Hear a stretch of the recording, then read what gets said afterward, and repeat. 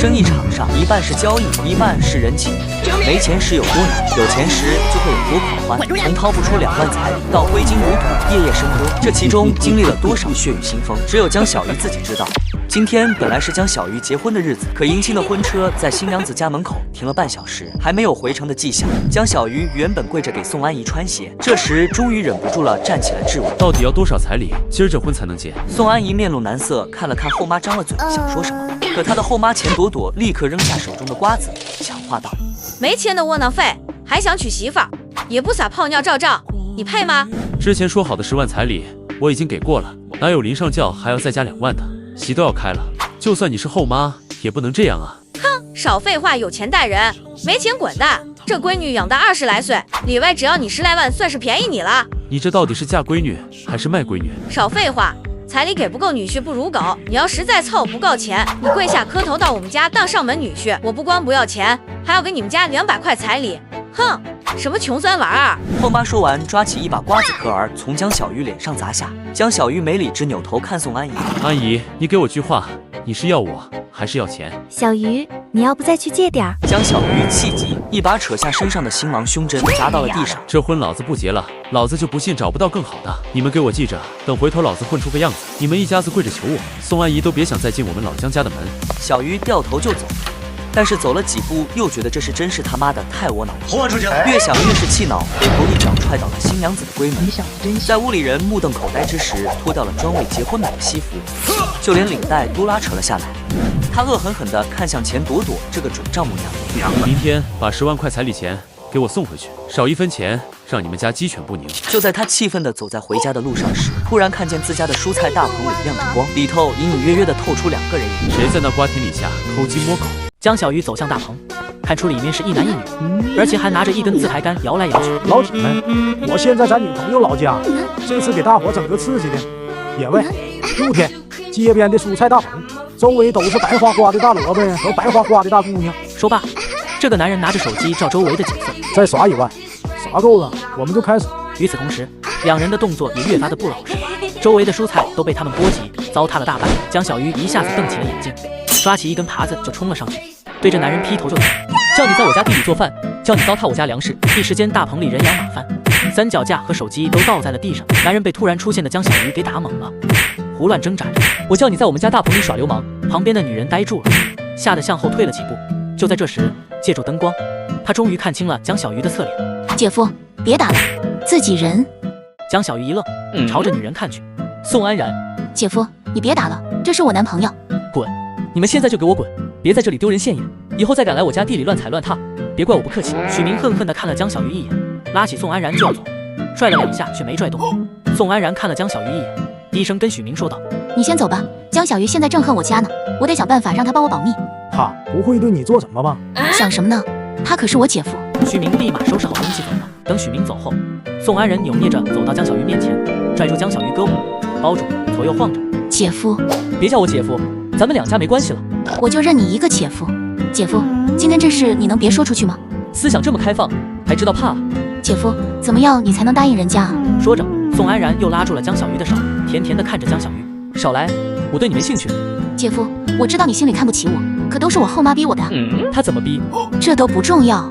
你知道直播一晚上能挣多少钱吗？8万。这么赚钱？宋安然一看江小鱼对这个感兴趣，立刻来了精神。真的，你要是想播的话，我可以教你。你要是愿意跟我搭伙儿也成。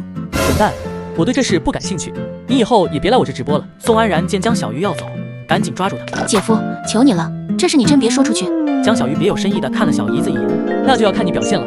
次日一早，江小鱼拿了个棍子，在宋家门口叮铃当然地敲起了脸盆。钱朵朵，给老子退钱！他喊了2遍，后妈钱朵朵才从房间里走出来，双手叉腰。你个蠢娃意，还好意思要钱？几个字掏不出来的穷酸鬼！昨天说好的，给老子把彩礼钱退了。要钱没有，要命一条！你要么上来弄死我，要么赶紧滚！大清早的，晦气！你个臭老娘们，你看我今天不给你点颜色瞧瞧！江小鱼正要走过去动手，身后突然传来一声中气十足的声音：江小鱼，大早上的你又闹腾什么呢？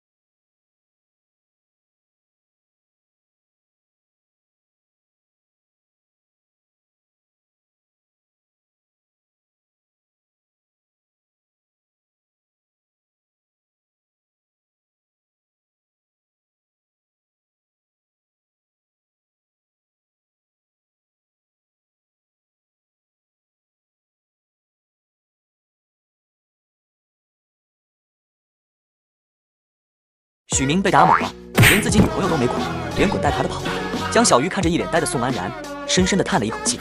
你看看你交的什么男朋友，简直就是混账，那种话都说得出来，还要脸吗？听到这话，宋安然感觉脸上发烫，只好低下了头。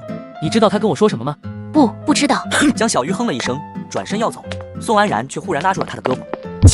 姐夫。江小鱼转过头看着他，有事？那个，我们以后还能去你家大棚里直播吗？不是我就不明白了，你们想直播去哪不行，非要去我家大棚，咋地？不看这白萝卜提不起兴趣啊？宋安然急忙摆手，不是的，姐夫，咱们村没有宽带，只有你家那里信号最好，所以。宋安然本以为江小鱼会骂自己有病，可江小鱼只是低头思索了片刻，然后兴奋起来。宋安然，你信吗？我这个月就能挣2万。怎么着？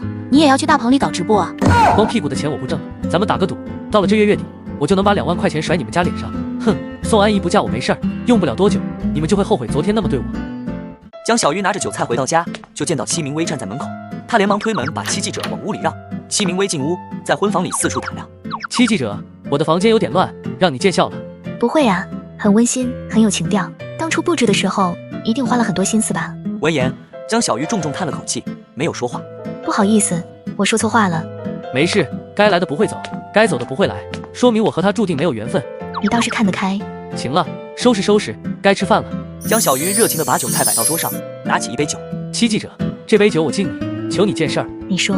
彩礼的事儿我可以跟你说，但你别报道行吗？村里流言蜚语多，我不想毁了安姨。没想到你倒是个重情重义的男人，安姨真是没有福气。没钱就被看不起，就被狠狠欺负，我都习惯了。戚记者，叫我明威。明威。既然当我是朋友，我有件事求你成吗？你说。今天晚上我能睡在这里吗？这里我就这一张炕。对，就是这张炕，我想睡一下新娘子应该睡的婚房。那我去隔壁凑合一宿，你有事儿叫我。谢谢你。看着江小鱼转身离开，戚明威立马钻到了被窝里，闻着被子上棉花的味道，他拿出手机，看着熟悉的号码犹豫了很久，还是把电话拨打了出去。喂，你在哪儿？一个低沉的男人声音在电话里传了过来。有事吗？我现在睡在一张婚床上，我期待了3年的婚床。我说了，现在还不是时候。那你究竟要我等到什么时候？我现在有点事，挂了。电话挂断，戚明威看着手机，忍不住哭了起来。突然，戚明威像是想通了一样，把眼泪擦干，掀开被子下床。他打开房间的门，看见江小鱼裹着被子蜷缩在外间的沙发上。江小鱼听到动静，转头看向戚明威。明威你。小鱼，我冷，你能抱抱我吗？江小鱼木讷地走过来，一把抱住了戚明威。小鱼。明威，你哭了。小鱼，别说话，好好抱住我。我今晚心情很差，又喝了很多酒，可能明天一早醒来就不记得今晚发生过什么了，你明白吗？江小鱼犹豫了一下，说道：明威，这可不是闹着玩的。我今晚睡在婚房，就是要体验结婚的感觉。如果新郎是你这个重情重义的男人，我乐意。可是，哼，你要是不乐意，那我就去找别人。戚明威说着，作势要走。江小鱼一下子急了，从背后抱住戚明威。明威，你是一个好女孩。江小鱼把戚明威转过来，很认真地看向他。我呢，也不是一个不负责任的人。如果你要当我的新娘，我一辈子就认准你这个人，这不是玩笑话，能明白吗？戚明威后知后觉地发现，这个农村小伙并不太像他想的那样轻浮，于是他又思索了片刻，环住男人的脖子。我不后悔。陷入黑暗前，他听到江小鱼的低语：我不会让你后悔的。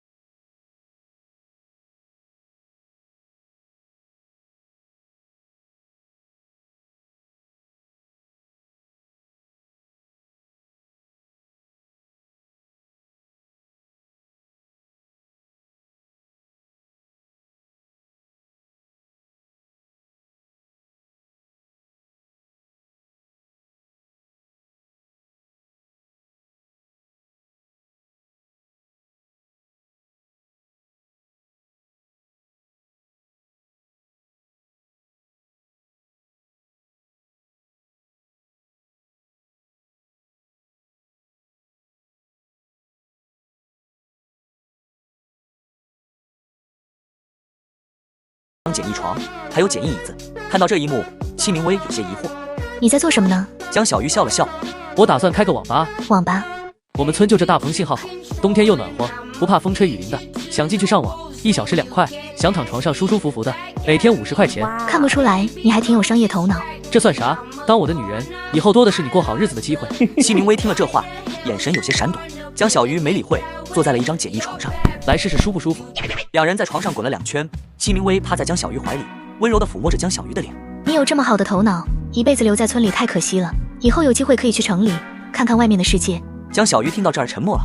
戚明威叹了口气，时候不早了，我要回去了。说着就要起身，谁料直接被江小鱼抓住胳膊，一把又拽回床上。你怎么舍得走？戚明威看着江小鱼炙热的目光，忽然说道：我不喜欢这里。江小鱼一愣，为什么？然后他就看见戚明威嘴角缓缓翘起，因为这里没有安姨喜欢的香水味。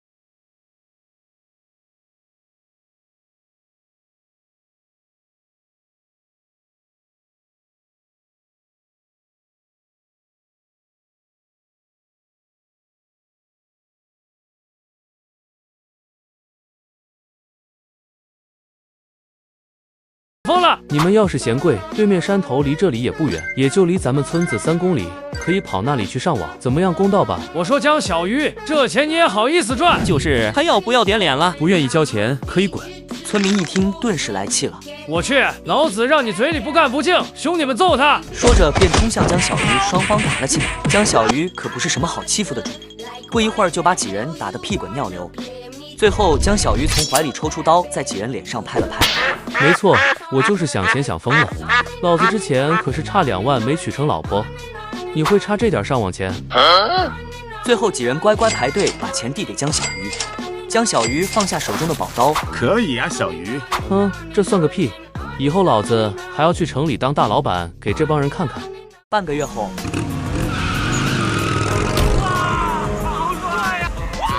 鱼哥回来啦！现在有钱了就装上了，呸！躲江小鱼这半个月钱可没少挣啊！别跟我提那狗东西，他就不是人。哎，我可听说了，江小鱼对安姨一片深情，婚房里一直喷着安姨喜欢的香水呢。说真的，你没考虑过让小鱼跟安姨和好？你说什么？咋地？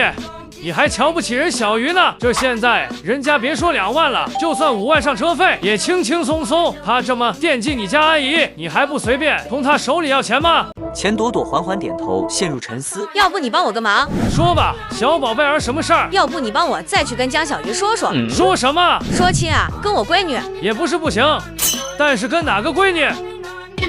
啊。村长倒是很认真，是安姨呢，还是安然？安然，你说宋安然？你不知道这事儿不是都传开了吗？最近宋安然天天追着江小鱼屁股后面跑，大家都说他江小鱼就是有本事，没了姐姐哈哈，又跟妹妹牵扯不清。钱朵朵脸色顿时沉了下来，狠狠地拍着桌子。江小鱼，你个王八蛋！江小鱼把玩着手里的手机，几次想拨号打电话，又几次犹豫。就在这时，宋安然跑了进来。献宝似的递上一叠100元大钞，姐夫今天的网费。江小鱼接过，抽出2张丢给宋安然，给工资。宋安然接过，开心的亲了一口钱。谢谢姐夫。姐夫说能挣2万，这还真挣到了。这不算什么，过阵子我准备去省城了。网吧不开了吗？我昨天跟2蛋聊了，他说在省城有认识人，还是城里发财机会多，我想去看看。姐夫，你去省城不是想去找那个女记者吧？你有这么好的头脑，一辈子留在村里太可惜了。以后有机会可以去城里看看外面的世界。江小鱼看戚明威留下的纸条，纸条上写着：“你什么时候去城里可以找我。”找个屁！人家是记者，我是去打工，我找他干嘛？人家是谁，我是谁，心里没数吗？可是你们都在一起过了。别乱说，我是去赚钱的，不是去找他。江小鱼就这么跟着陈二蛋上火车进了城。第一次进城的江小鱼感到很兴奋，但是走了几步就被二蛋拉了回来。小心点，这里不是宋家站，到处都是车，被撞了不是闹着玩的。二蛋，我们现在去哪儿？我再和你说一遍，我叫宋伟，不要叫我二蛋，记住没？二蛋，你给我介绍的啥工作啊？我也不会啥。跟我走，保证体面。欢迎业主回家。江小鱼穿着一身保安服，无奈地站在门口。这就是你说的体面工作？吉祥三宝吗？怎么不算体面呢？还有别的事吗？没事，我挂了。这时，一辆熟悉的汽车从面前驶过，里面坐着的人仿佛是戚明威。戚明威刚刚进门，一个气质女人坐在包厢里，见他进来，收起了手机，满脸愁容。这是怎么了？最近公司有点忙，我们家老区已经有段日子没回家了。看来有钱人也有烦心事啊。你说老区他不会在外面有人吧？还是说说你吧，跟你那位怎么样了？他约我今晚见面，你同意了？你到底怎么想的？他不是还没离婚吗？我不知道，算了，不说他了。我这次下乡认识了一个很有意思的年轻人，男人，他叫江小鱼。江小鱼跟陈二蛋在保安亭吃盒饭。二蛋，我刚刚好像看到那个记者了。记者，上次来村里采访的那个美女记者。她叫戚明威，我好像看到她开车从咱们小区里出来了。别逗了，小鱼，我看你是他想出现幻觉了。江小鱼几口扒完饭，掏出手机盯着看了一会，还是没忍住打了个电话。喂，薇姐吗？我是江小鱼，我刚刚好像看到你了。你看到我了？在哪里？就在云海小区门口，我看到你开车出去了。云海小区？你来省城了？我现在在云海小区当保安呢。薇姐，刚刚的人是你吗？是我就住在云海小区。你什么时候来的？这2天刚来。薇姐，你晚上有时间吗？我想请你吃个饭。我今晚有约，还是改天吧。哦，那好吧。戚明威挂掉电话，有些魂不守舍。看你这样子，不会是那个江小鱼追过来了吧？我只是离开前随便说了一句，没想到他还真的来省城了。不说了，我得去见那人了。你小心点，他和他老婆都不是善茬。戚明威点点头。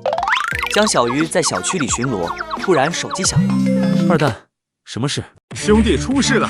你那个戚记者在小区门口被人给打了。我马上打。保安亭外，江小鱼看到小区门口围着不少人。江小鱼往人群里挤，梁甜甜正在指挥2个男人砸保安室的门。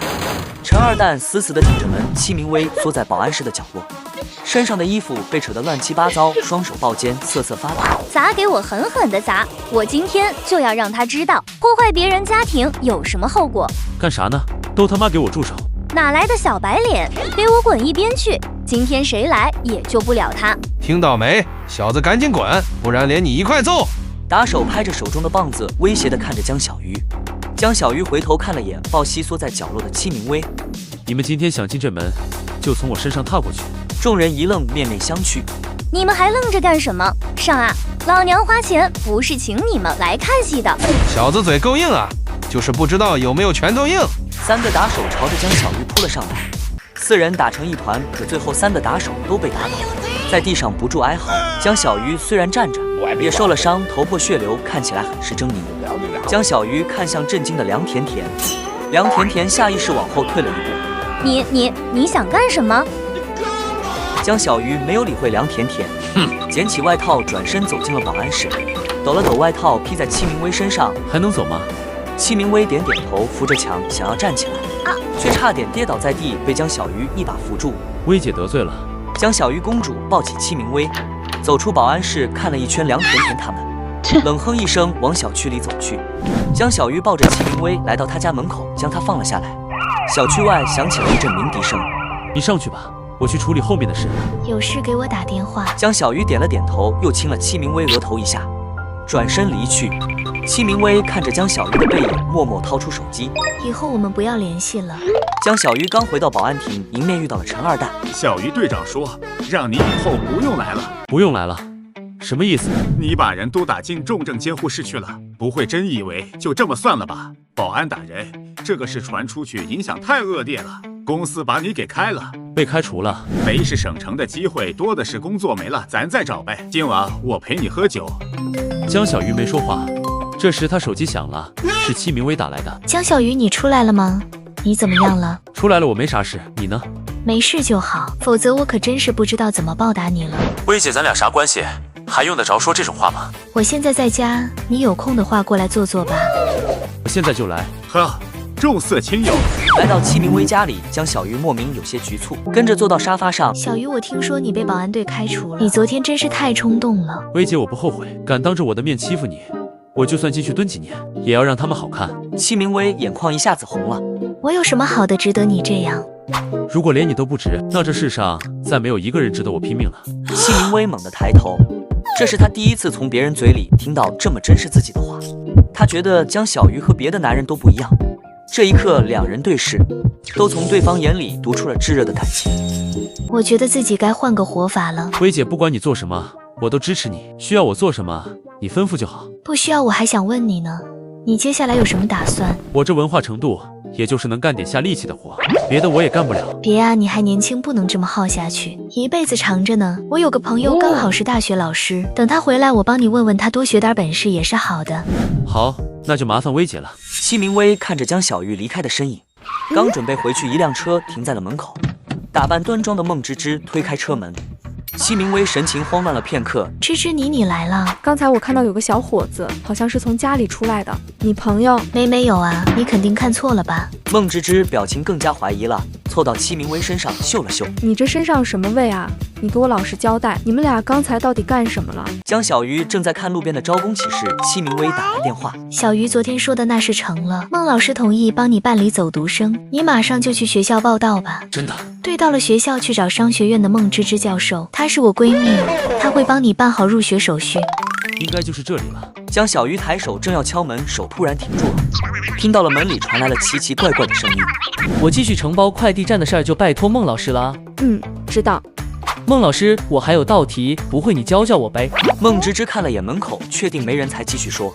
晚上我再教你。那我可等着老师了。净说胡话，快走，一会儿有人来了。江小鱼在门外侧耳倾听，里面却已经没了声音。他皱了皱眉头，神情有些疑惑。办公室的门突然被打开了，正好和赵君阳有个对脸。赵君阳一脸吃惊地看着江小鱼。你是谁？你在这干什么？请问这里是孟芝芝教授的办公室吗？我叫江小鱼，是新来的走读生，来找秦教授报到的。赵君阳皱着眉头，刚想说什么，孟芝芝走到身后，拍了拍赵君阳的肩膀。赵同学，你先回去吧。赵君阳又看了江小鱼一眼，没说什么，离开了。江小鱼是吧？我就是孟芝芝，进来说话吧。孟芝芝坐在沙发上，打量着面前正在填报道材料的江小鱼。孟老师，资料我填好了。好，放这里吧。你现在就算是正式入学了。你薇姐把你弄进来，可是费了不小的功夫，你可不要辜负她的一番苦心。孟老师，我会好好学的。江小鱼往外走去，走到门口，被孟芝芝叫住。等一下。孟老师，还有什么事吗？不管你刚才听到了什么，我希望你都能烂在肚子里，这样对你我都好，明白吗？孟老师，我听不懂你在说什么。那就好，去吧。江小鱼回到教室，预习一会要上的课。这时，座位旁传来一个清脆的声音：“你换个地方坐，这是我的位置。”哼！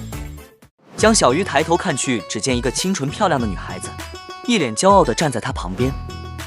凭什么？先来后到的道理都不懂吗？就凭我一直都是坐这里的，这是我的专属位置，你赶紧让开！莫名其妙。说完，江小鱼继续低下头看书。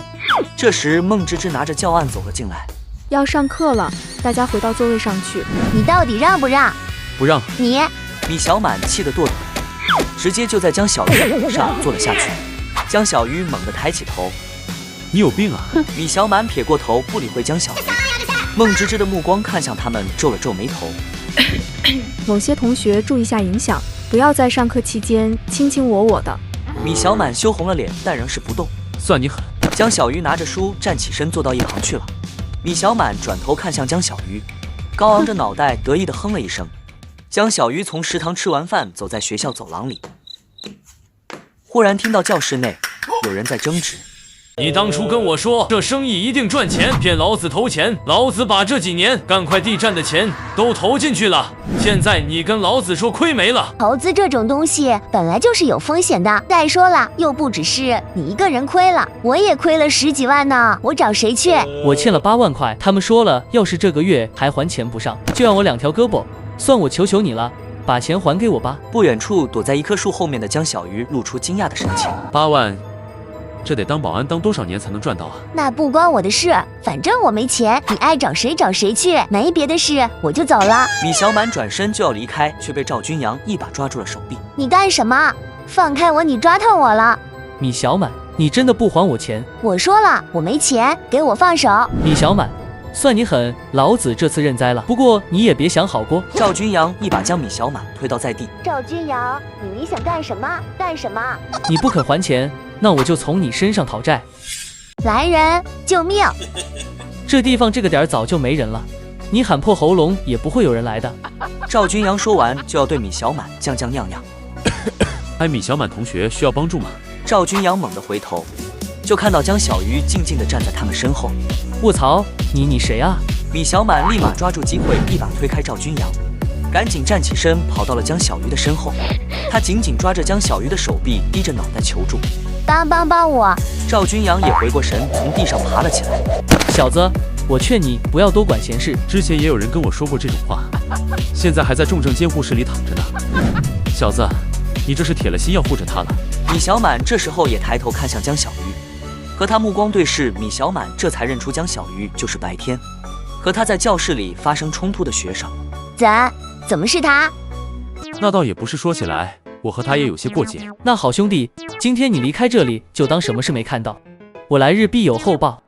米小满将江小鱼的手臂抓得更紧了。你不要丢下我什么都答应你。什么事都行。米小满犹豫了一会，脸色羞红，重重点了点头。当着我的面打情骂俏，还要脸吗？赵君阳暴怒，上去就要扇米小满的巴掌。米小满吓得闭上眼。江小鱼突然伸出了手，抓住了赵君阳的手腕。不好意思兄弟，这女人我保了。江小鱼手腕一抖，推开了赵君阳。赵君阳看了看江小鱼，又看了看米小满。我可去你的吧！赵君阳挥舞着拳头就朝着江小鱼冲了上来，可江小鱼一把抓住他的手腕，用力的往后扳了扳。赵君阳立即爆发惨叫：“啊，痛！还敢动手吗？不敢了，那就给我滚！可我这个月要是拿不到钱，他们就说要废了我的手。那你信不信？我现在就能废了你！”江小鱼再次用力。信了，我信了。你快住手！滚！赵君阳爬起来，头都不敢回，连滚带爬的跑走了。江小鱼这才回过头看向米小满。现在是不是该说我们的事情了？米小满咬着嘴唇，沉默了一会。我知道了，你来我家吧。说完，米小满就向前走去。去你家干什么？米小满停下脚步，回过头。难道你也想在这里做？啊！江小鱼一时间没有反应过来，愣在了原地。米小满却误以为江小鱼是想在这里做饭，他死死地咬着下唇，最终还是屈服。只此一次，这次之后我们再没有一点关系。米小满抓着裙子上系着的蝴蝶结就要解开，江小鱼突然抓住了他的手。你什么意思？嫌弃我脏？不，我是想说，我送你回家吧。江小鱼私下打量米小满家，你家不错啊。今天谢谢你。今天晚上是不是我想怎么样就能怎么样？我还以为你不是那样的人呢。江小鱼咽了口口水，猛地把眼睛一闭，给自己鼓劲，把衣服穿上。米小满闻言一顿，江小鱼把眼睛睁开。你说对了，我不是那样的人，不过我也有个要求。米小满警惕地看着江小鱼。什么？你和那混小子的破事我不管，但看起来你是个有挣钱路子的人，以后要是有机会我也要参加，但咱们可说好了，不能坑我，不然我让你吃不了兜着走。就这，我答应你。未来合作愉快。心情愉悦的江小鱼眼珠一转，瞥见了桌角摆着的奶瓶，走过去好奇地拿了起来。你家还住着小孩的吗？米小满却急了，一脸惊恐。别碰那个！江小鱼吓得一哆嗦，奶瓶直接从他手中松开，往地上掉去。房间里陷入了沉默，两人面面相觑。江小鱼捡起了奶瓶，放回了床头柜上。不好意思啊，我不是故意。没事，以后有挣钱的路子我会叫你的。好。米小满将江小鱼送出门外，江小鱼眯了眯眼，停住了脚步，在过道的角落里，居然放着一包没有拆封的婴儿尿不湿。怎么了？没事，那学校见。关上门后，米小满拿出手机。米小满点点头，将江小鱼送出去后，关上了门，沉默了半晌，还是将消息发出。老曲，我想你了。老板，来3笼包子。就在江小鱼狼吞虎咽地吃着包子的时候，手机突然响了起来。犹豫了一会，江小鱼还是接起了电话。为哪位？我这里是解放路派出所，你是江小鱼吗？是我怎么了？宋安然你认识吧？他现在在我们派出所，你赶紧过来一趟吧。你说你干的这叫什么事儿？直播你可真有本事啊！还好警察念在你是初犯，又是个从犯，只是罚了点钱。再有下一次你就进去了，你知道吗？宋安然抬头看了瞥了江小鱼一眼，又低下头。行了，在我这儿就别装了。接下来有啥打算？我不知道，我现在哪里也不想去，就想找个地方哭一会。先不要哭了，这个时候哭有什么用？我看你还是回家算了。许明还在里面，我不要回家。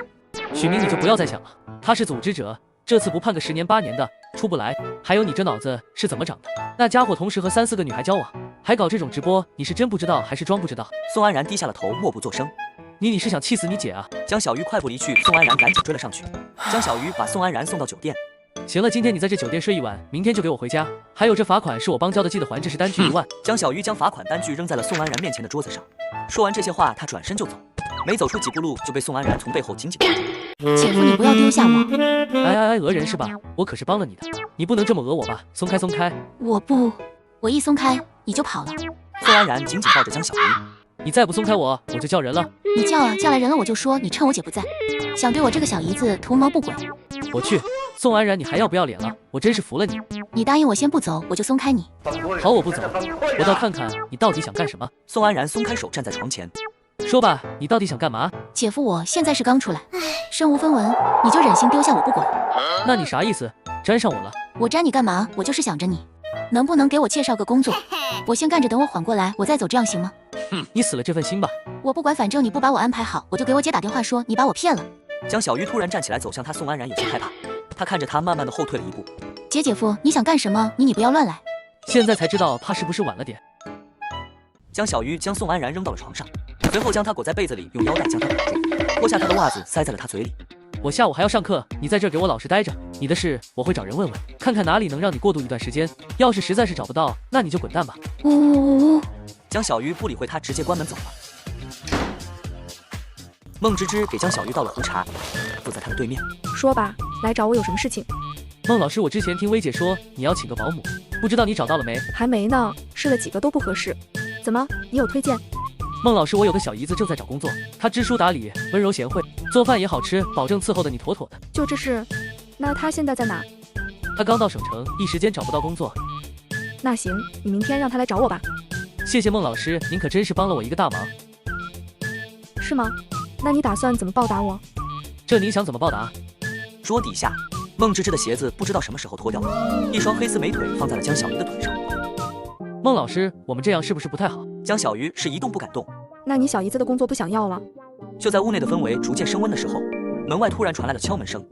孟老师，陈校长喊你过去一趟。孟芝芝脸色一变，急忙收拾了一下自己。知道了，我马上过去。孟芝芝转头看向江小鱼，神情恢复了端庄。我这还有事，你先回去吧。孟老师，再见我小姨子的事情就拜托了。吃吧，我刚买的晚饭。江小鱼把宋安然嘴里的袜子拽了出来。啊，你这个混蛋，你想憋死我？我帮你找了个保姆的工作，明天我带你去见见人家，一个很富贵的人家。我不想去。那你想干嘛？宋安然抛了个媚眼。直播。做梦！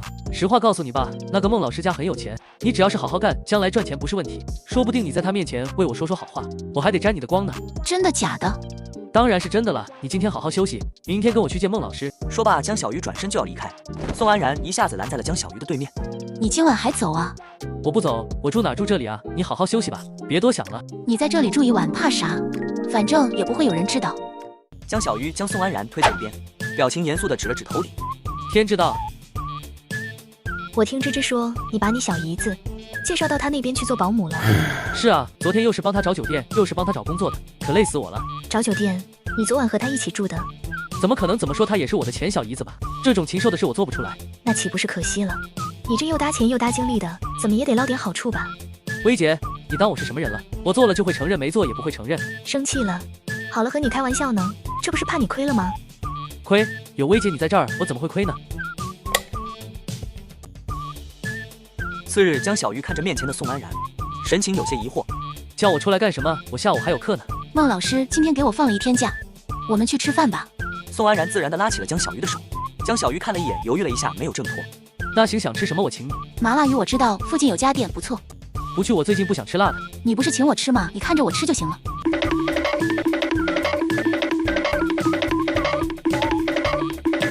这才干了几天，怎么就给你放假了？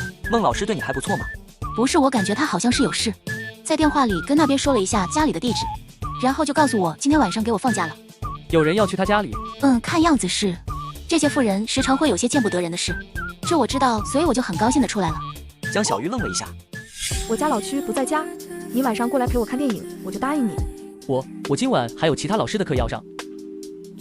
难道赵君阳走投无路又去找孟芝芝了？你说他有没有可能在家里偷做一些不可见人恶事？别扯了，孟老师那么端庄的一个人，怎么可能干那种事呢？那可不一定，知人知面不知心。我现在可没空就管孟老师在家做什么，工资没发，我今晚都不知道要住哪。要不姐夫你再帮我订个酒店吧。再说一遍，别叫我姐夫，就叫我告诉你，我姐昨天给我打电话说她在家里待不下去了，她准备来省城了。你说什么？宋安然放下筷子，还不是你的错，就因为你那档子事，都没人敢给她相亲了。我姐一时半会是嫁不出去了，你可要负责。这能怪我？就冲你后妈说的那些话，我和她就没戏了。你也不要再打我的主意了。可是你都和我姐做过饭了，十里八乡都知道你让她怎么嫁出去。你也和许明做过饭了呢，你难道还会等着许明服刑出来吗？说完，江小鱼站起身向外面走去。你干嘛去？去给你找住的地方。江小鱼随便给他找了家连锁酒店，将人送到房间。行了，酒店也给你找好了，早点睡。姐夫晚安。我姐的事情你还是再好好想想吧。江小鱼转身离开，在下楼的时候突然听到楼梯口传来吵闹声。米小满，到底有什么事？你就在这说好了。怎么之前不是一直想和我做饭吗？现在真给你找个机会了，怎么又怂了？你到底有事没事？没事我就走了。我听说你今天白天去找孟芝芝了，这关你什么事？咱们做笔交易吧，只要你拍下和孟芝芝的做饭视频，并给我，我就给你10万块。你要这个干什么？这就和你无关了，做或者不做，你可要快点决定。毕竟这个月已过半了，留给你的时间不多了。米小满说完就径直下楼去了，只留下赵君阳皱着眉头站在原地。楼上，江小鱼将两人的对话尽收眼底。江小鱼正在教室里等待上课，一个陌生的老师走了进来。你们孟老师临时有事情，这节经济学改成自习课。老师走后，江小鱼打电话给了宋安然。喂，宋安然，我问你，你今天是不是又放假了？对啊，姐夫你怎么知道的？你有空吗？今天换我请你吃饭。我有急事，改天吧。江小鱼啪地挂断了电话，站起身朝着门外走去。来到孟芝芝别墅门口，江小鱼翻身进了花台，想从外面看客厅的情况，但是拉着窗帘将小鱼贴在1楼窗户上，却没有任何动静。咋一点动静都没有？不会这么快吧？看了看旁边通向2楼的雨水管，江小鱼顺着雨水管爬上了2楼主卧室的露台，里面果然有男女说话的声音。把灯关掉吧。我喜欢看着的样子，你真漂亮，我都不相信这是真的，和做梦似的。随你，怎么样都行。江小鱼将脸贴在门上，将手慢慢放在了门把手上，一点一点的压下去。江小鱼猛地推开了房门，孟芝芝和赵君阳都注意到了江小鱼。孟芝芝躲进被子里，赵君阳倒是光着脚下了床，拿了衣服就向外跑。江小鱼追上去，抬腿一脚将他踹在了地上，解下来自己的腰带，把他的手绑上了。你想干什么？你怎么进来的？孟老师，你不用怕我，不是冲着你来的，我是冲着他来的。你怎么又是你啊？你把偷录设备放哪了？不说的话我就报警了。赵君阳脸色立刻就变了。我不知道你说什么。江小鱼看了一圈，从茶几上拿了一把水果刀。我下手没个轻重，你可要想好了。江小鱼，你想干嘛？你这是犯法的，你知道吗？你现在出去，我还可以当什么都没发生过，不然的话，你就准备坐1辈子牢吧。江小鱼不理会他，只是拿刀贴在赵君阳脖子上。我说在床头那里，在窗帘后面。江小鱼走过去，拉开了窗帘的边缘，果然是看到了一个很小的摄像头。孟芝芝一看到摄像头，脸色立刻就变了。这是什么东西？你拍了准备干啥的？孟老师，你还是先穿好衣服吧，这件事很复杂，可能还要耽误一点时间。孟芝芝急忙穿好了衣服。说吧，为什么这么干？你说了我可以当没这回事。我只是想留着自己做个留念。江小鱼蹲在地上和赵君阳面对面。要我提示一下你吗？提示什么？我真的不知道你在说什么。江小鱼上去对赵君阳，下面又是一脚。赵君阳立刻就惨叫起来。我替孟老师做主了，你把和米小满的事说清楚，我放你走，就当这事没发生过。江小鱼话音刚落，就看到孟芝芝上前，开始扇赵君阳巴掌。赵君阳惨叫不已，嘴角都被打出血来了。说这到底是怎么回事？说不说？说不说？江小鱼急忙上前拉住了孟芝芝。你还不说他能打死你？25我都说，我说是米小满找的我，要我做这些事，然后把东西交给他，他就给我10万块，我就知道这么多，都告诉你们了，可以放我走了吗？孟芝芝闻言气地指着赵君阳，手抖得厉害。你这个畜生！江小鱼解开了赵君阳，赶紧滚！赵君阳连滚带爬地跑出房间。你怎么就这么放他走了？孟芝芝还想要追出去，被江小鱼一把拉住了。你干嘛拦着我？我还没和你算账呢，你是怎么进来的？谁让你来的？你又来干嘛的？孟芝芝蹲在床边呜呜地哭了起来。江小鱼轻轻抱住了她。等到孟芝芝哭完，江小鱼给她倒了杯水。孟老师，你和米小满是有什么过节吗？让他这么费尽心机的对付你？孟芝芝思考了一会，摇了摇头。我对这人没什么印象，只记得是财大的学生，好像还来上过几节我的课。那就奇怪了。哼，就算之前没有过节，现在我算是记住他了。等着瞧吧，还从来没有人敢这么算计我。这天，江小鱼拿着书走在道路上，就接到了来自孟芝芝的电话。你是在学校还是在什么地方？我刚刚准备去上课呢，孟老师找我有事。这节课先别上了，你到我办公室来一趟吧，我有事找你。坐吧。孟芝芝起身去关了门，然后倚在办公桌旁，两条大长腿伸得笔直。江小鱼点了点头，坐了下来。江小鱼，不管昨天你带着什么目的，我都要感谢你帮了我。今天找你来，就是想问问你希望我怎么报答你。孟老师，我也是意外得知赵君阳这件事的。您是我的老师，又教了我这么多知识，单凭这一点，我都不能眼睁睁地看着您被人算计。至于报答，您在课堂上多教我点知识，就算是报答了。江小鱼，你这些说的都是真心话。两人离得太近，江小鱼感受到孟芝芝说话时的香气和呼吸，下意识向后仰了仰。当然是真心话。孟老师，我们农村人都说不出昧良心的话。孟芝芝笑了，又坐了回去。倒是个老实孩子，要是真不报答你点什么，戚明威知道了还不骂死我。这样吧，我给你两个选择，第一是把你现在的戒毒转成正式学生，第二是进安泰集团当个小的部门经理。安泰集团很厉害吗？孟芝芝笑了笑。安泰集团掌门人屈有德，身价几千万，是省城10大富豪。哦，他就是我老公。江小鱼的喉结滑动了一下。孟老师，您说真的？孟芝芝笑着点了点头。我选安泰集团。来我办公室。没一会，赵君阳就在门口敲门进来了。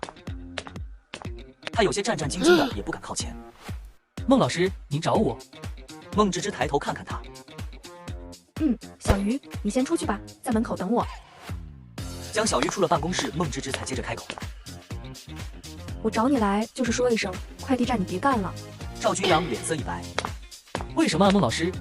你还好意思问我为什么？赵君阳撇撇嘴，没敢说话。他确实理亏，想了想，他还是求饶道：孟老师，上次的事是我鬼迷心窍，我真不是故意的，我一下子脑子坏了。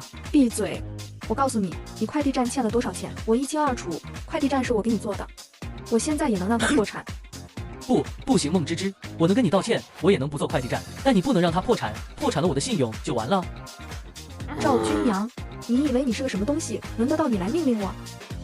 赵君阳昂首挺胸，拿出手机威胁道：孟芝芝，我告诉你，那晚的摄像头有联网功能，视频直接传到了我的手机上。你要是敢让快递站破产，我现在就把视频传到网上。赵君阳，你不想毕业了是吧？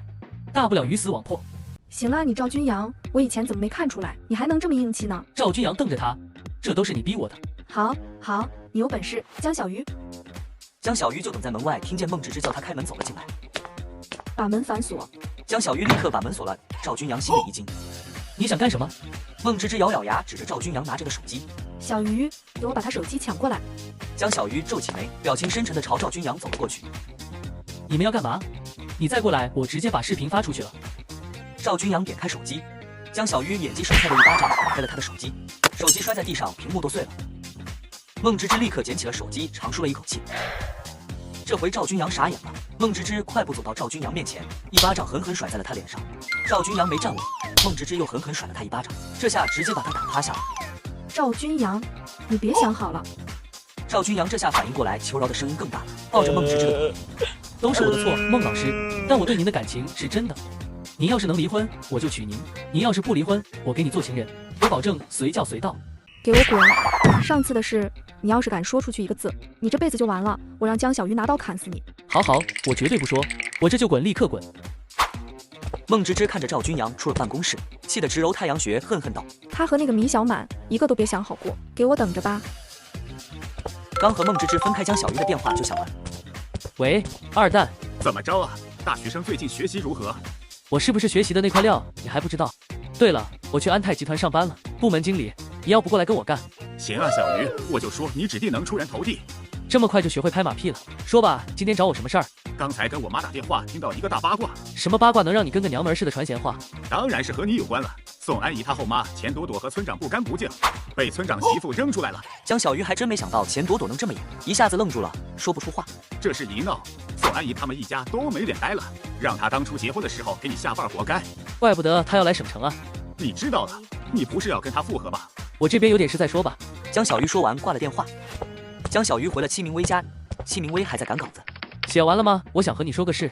说吧。宋安姨要来省城了。戚明威闻言一愣，来找你的？应该不是，她妹妹在这儿，她来找我干嘛？我和她又没关系了。戚明威盯着他的眼睛看，江小鱼想躲开他犀利的眼神，但还是控制自己跟他对视起来。好吧，我相信你。他来了之后，你打算怎么办？江小鱼想了想，下定决心问道：我可以问你个问题吗？你问。我们现在这样算什么呢？我知道我有点痴心妄想，你是大记者，我就是山里来的穷鬼，现在什么都没有。所以你想问什么呢？我们将来会结婚吗？戚明威看着他笑了笑。小屁孩结婚哪有那么简单？那你有什么要求你都可以提出来，我一定努力满足你。我们现在除了差个红本，和结了婚的夫妻不是一样吗？不一样，还是说你根本就不想跟我结婚？这事以后再说吧。你放心，以后有机会我会告诉你。我就知道是这个结果，算了，当我没说。说完，江小鱼转身离开去洗澡。戚明威的手机响了起来，他瞥了眼手机，是侯海洋打过来的。他看了会手机显示，然后去了电话。饭店内，江小鱼和宋安姨两姐妹面对面坐着，江小鱼都不知道该说什么了。江小鱼整理下心情，拿出菜单递了过去。你这次进城想找啥工作？宋安然笑嘻嘻。姐夫，我姐这次进城可不是为了找工作的。那我呢？不打工来城里干嘛？我姐啊，是来给你生孩子的。你胡扯什么呢？宋安然撇撇嘴，不以为然。怎么就胡扯了？你租个房子跟我姐住一起，你赚钱，我姐伺候你。等我姐怀上了，你们就结婚。到那时候，我姨还能有啥脾气啊？宋安姨一下子脸红透了，打了下宋安然的胳膊。死丫头，你胡说什么呢？你们能不能放开点啊？这是在省城，又不是在村里。宋安姨也不打他了，只是害羞地看向江小鱼。江小鱼一下子进退两难，尴尬的不知道说什么好。我先去上个卫生间。江小鱼赶紧先溜了。宋安然这时候从包里拿出了一个小瓶子，倒出来2粒药丸。宋安姨一下子拉住了宋安然的手。我们真要这么做吗？你看他那反应，明显是不想跟你和好。他现在和戚记者好上变了心了，必须把他抢回来。宋安然拨开宋安姨的手，直接把2粒药丸丢进了江小鱼的茶杯里。看见江小鱼从卫生间走来，宋安然立即喊来服务员，再来3瓶江小白。江小鱼有点纳闷，宋安然，你今天不回去了，喝得醉醺醺的孟老师会不高兴的。咋地，看不起我酒量啊？今天铁定把你喝趴下。就你那点酒量，我都不想欺负你。宋安然假装喝多了，大着舌头。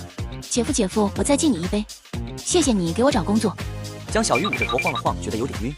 不喝了，我多了。说着，江小鱼靠着椅子闭着眼直接睡着了。看着江小鱼彻底睡死，宋安姨慌了。现在咋办？还能咋办？过来帮忙把他抬车子上去。宋安然和宋安姨费了好大的力气，才把江小鱼架到酒店床上。宋安然看向姐姐，露出一丝狡猾的笑容。这安眠药劲真的，来吧，你把他衣服脱了。看着床上的江小鱼，宋安姨有些不好意思。啥？脱衣服干啥？宋安然简直恨铁不成钢。当然是拍你们俩在一起不清不楚的照片啊，不然我怎么去找那个戚记者？我得把他们搅和黄了，你才有机会啊，姐。宋安姨还在犹豫的时候，宋安然已经亲自上手开始解江小鱼的腰带了。这下宋安然急了，起开，我自己来。江小鱼醒来时头还有点晕，再掀开被子一看，自己没穿衣服，顿时心里一惊。这时洗手间里传来了吹风机的声音，江小鱼努力地摇了摇头，脑袋还是猛了一点。洗手间里的是谁啊？江小鱼裹着被子走到门口，看见宋安姨正在里面为她吹干衣服。看见江小鱼，宋安姨关了吹风机，温柔地对着她笑笑。你醒了，昨晚你喝多了，吐到了衣服上，我给你把衣服洗了，现在都吹干了。说完，宋安姨把衣服整整齐齐地放在了床上。江小鱼有些忐忑，试探着问：昨晚我们没干什么吧？宋安姨的脸一下子红了，扭头继续整理衣服，害羞道：你还是和以前一样让我满足。难道昨晚真的和他做饭了？别墅里，孟芝芝刚端着咖啡杯经过厨房，就见到宋安然在发呆。发什么呆呀？你姐姐呢？昨天都安排好了。都是我姐夫安排的，他们昨晚在酒店住的。听到这话，孟芝芝露出一副意味深长的表情。刚走出酒店，戚明威就打来了电话，江小鱼立马紧张起来。你昨晚干嘛去了？信息不回，手机关机，夜不归宿长本事了是吧？江小鱼不知道该怎么回答，只得找了个借口。跟几个同学喝酒喝多了，就在饭馆睡着了，后来手机没电了。好吧，我就信你一回，以后再有事记得提前跟我说一声。好，我现在去找孟老师，公司的有些事不太懂得，让他教教我。行，去吧。来到孟芝芝门前，江小鱼照例敲了3下门，开门看到的却是宋安然。你来干什么？我姐呢？江小鱼看了眼里面，没看见孟芝芝。孟老师呢？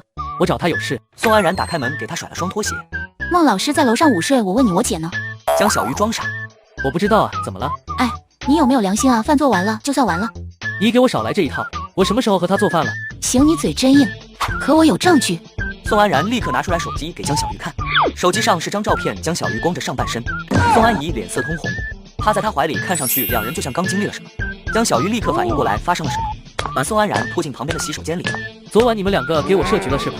我就说怎么喝了1瓶就醉了，删了我就当这事没发生过，不然我让你们今天就滚出省城。宋安然面对江小鱼的威胁，并没有退缩，反而向前挺着胸脯逼近江小鱼。怎么吃完不认账？告诉你必须和我姐结婚。我和你姐的事早就结束了，更别说结婚了，你别再瞎掺和了。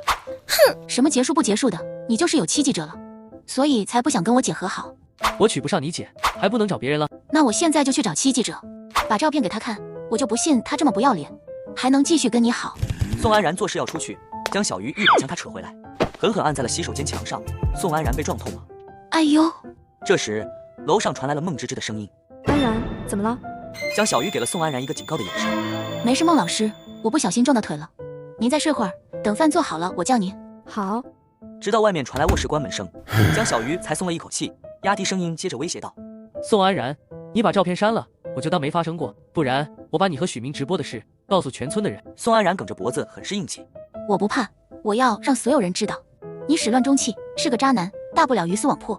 江小鱼见怎么说都没用，反手锁上洗手间的门，动手去抢宋安然的手机。江小鱼趁宋安然摔进浴室，赶紧抢他手机。就在他快要抓住他的手机时，却被宋安然一下子拉到了浴缸里。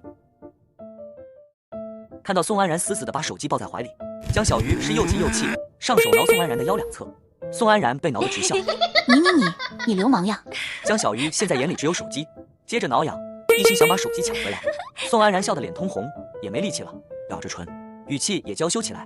姐夫，别挠了，快把手机给我。宋安然把手机扔到了毯子上，双手搂住江小鱼的脖子上。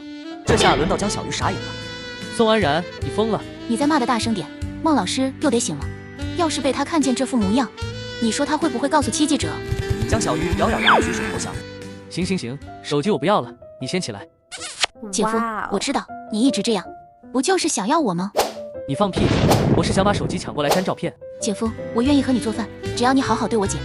你疯了吗，宋安然？这是在孟老师家。那又怎么样？为了我姐，我做什么都行，只要你别抛弃她。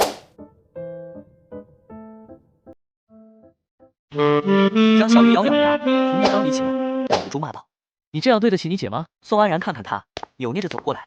我这么做就是为了我姐，只要你对她好，我无所谓。你疯了吧？我说真的，我不会告诉任何人，包括我姐。江小鱼没理会他，转身就走。可刚走出洗手间，就看见穿着睡裙的孟芝芝。孟芝芝吓了。江小鱼，你怎么在这儿？洗手间的下水道堵住了，安然让我来帮忙通一下。孟芝芝看了眼他，又看了一眼浑身湿透的宋安然，顿时抱起胳膊，冷笑道：我看不只是通下水道吧。江小鱼被他说的一噎。孟老师，下水道通好了，我就先走了。江小鱼刚回到家里，戚明威就回来了。今天忙吗？还可以吧，刚刚孟芝芝和我通了电话。江小鱼心里一惊，表面却假装镇定。哦，他说什么了？没什么，就是夸了你，说你刚进公司就能熟悉业务。他可不常夸人，你小心点，别被他挖了坑。没有了。你还想听什么？江小鱼松了口气，又想到宋安然拿照片威胁他那事，决定还是先坦白为好。没什么，先不说孟芝芝了，眼下有个棘手的事，我想听听你的意见。什么事？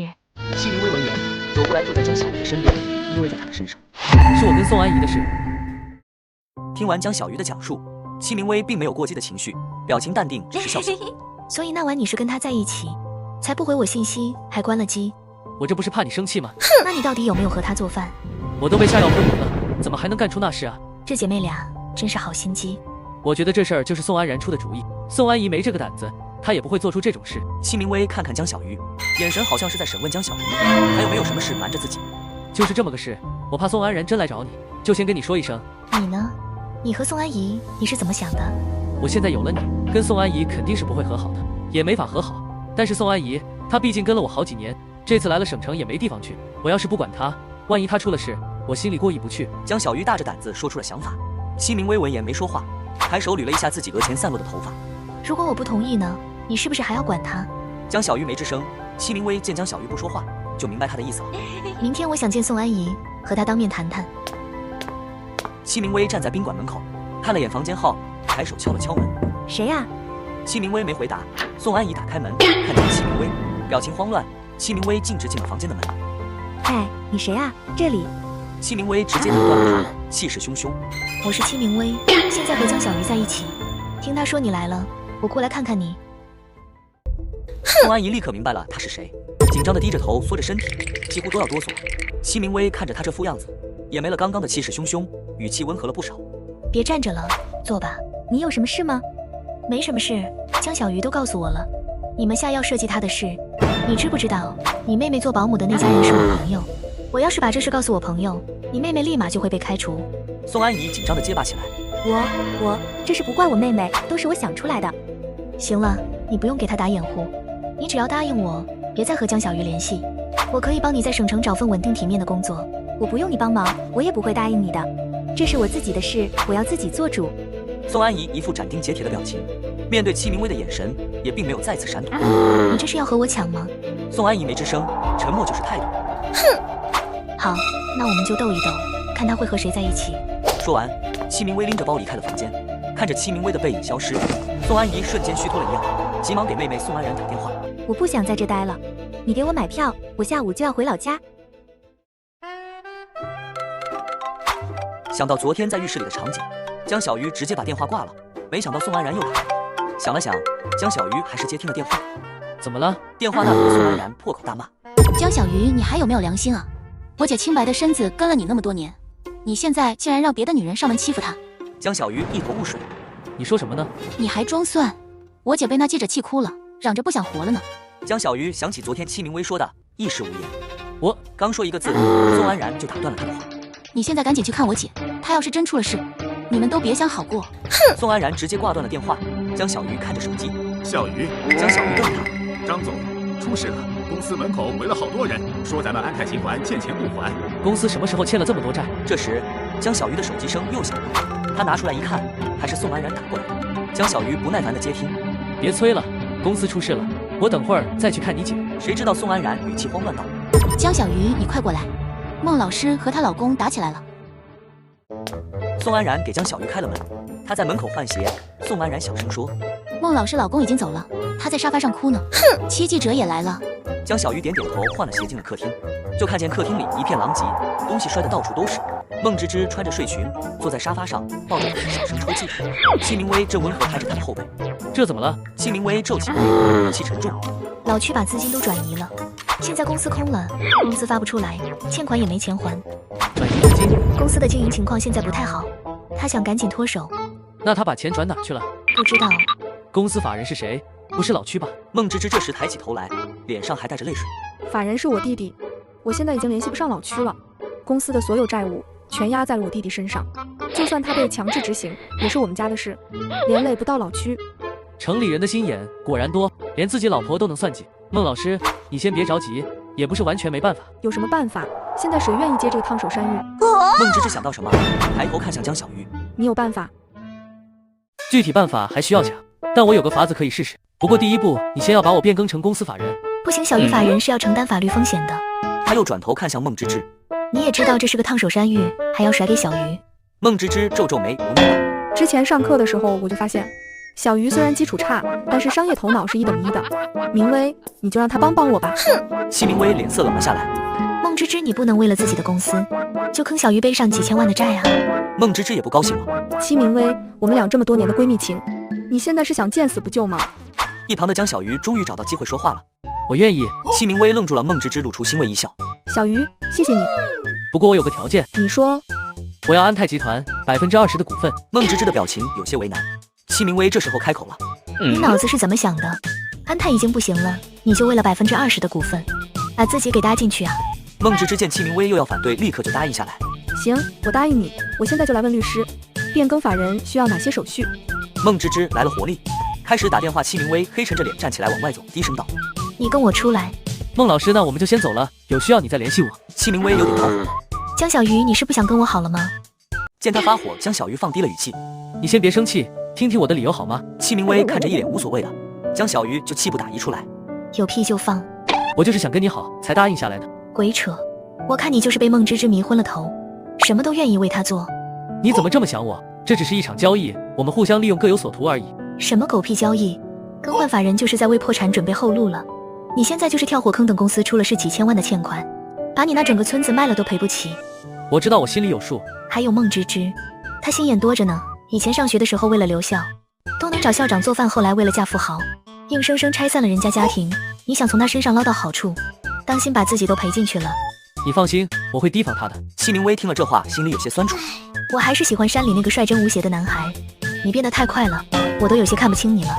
我还不是为了我们的以后。安泰现在是不行了，但我有信心能把它盘活。等公司正常运营，我是法人，又有20%的股份，这样我就有钱跟你结婚了。戚明威有点不耐烦了。结婚又是结婚，我都跟你说了，我不想那么早结婚。江小鱼也冷了下来。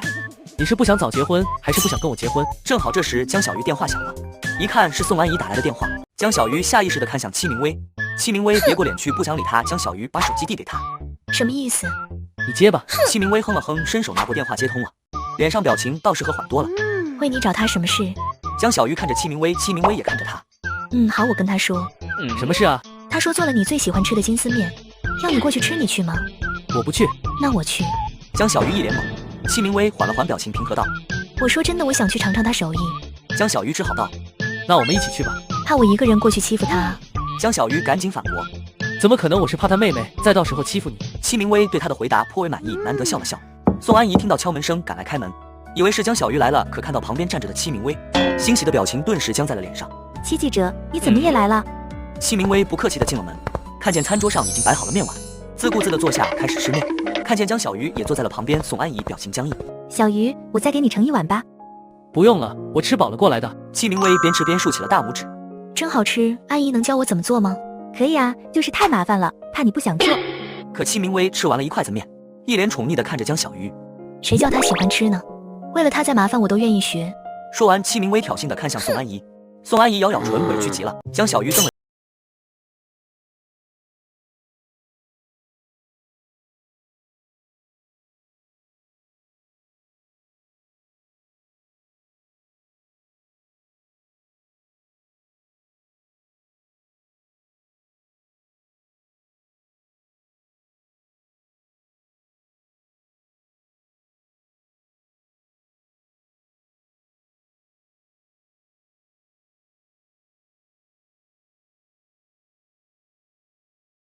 我想过了，我妹妹说的对。啥？宋安怡咬咬唇，鼓足了勇气，接着道：我们在省城把婚结了，孩子生了吧，我不要你彩礼钱，等过几年孩子大了，咱们再回村去，我后妈不认也得认了。江小鱼动了动嘴，不知道说什么好。这不是彩礼的事，是我已经……宋安怡深情看着他，打断了他的话，终于表达了自己的心意。小鱼，可我是真的喜欢你。裙子掉在了脚边，江小鱼转过身。安怡，我们俩已经结束了，我现在喜欢的是戚明威。说完，江小鱼直接离开了房间，也不管宋安怡的痛哭。孟芝芝坐在老板椅上，满脸愁容。公司现在基本没什么钱了，我们得找到曲有德转走的那笔钱，但我查了所有曲有德的流水，都查不到那笔钱的去向。曲有德个人名下，你当然查不到，毕竟你们俩是夫妻，都算共同财产。但是查那些企业法人呢？曲有德之前有没有注册过公司？孟芝芝想了想，曲有德才创业的时候，好像是注册了一个餐饮公司，我去查一查。江小鱼的手机这时收到了戚明威的消息，晚上我不回来吃饭。有应酬吗？戚明威没再回消息，这时孟芝芝叹了口气。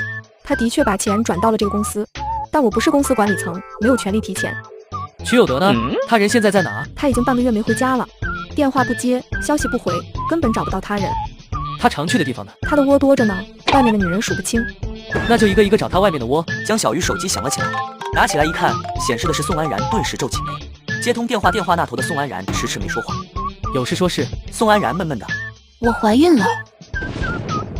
你怀孕了关我什么事？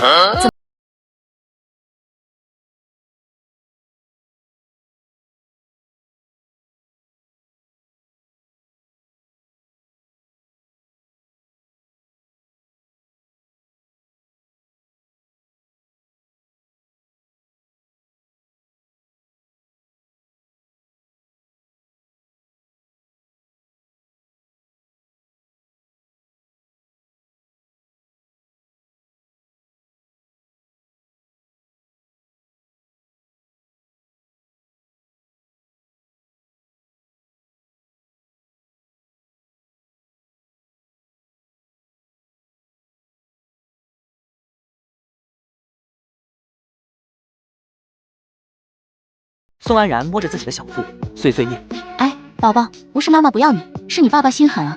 有病！给钱。什么钱？手术的钱。”江小鱼掏出钱包，把钱递给了宋安然。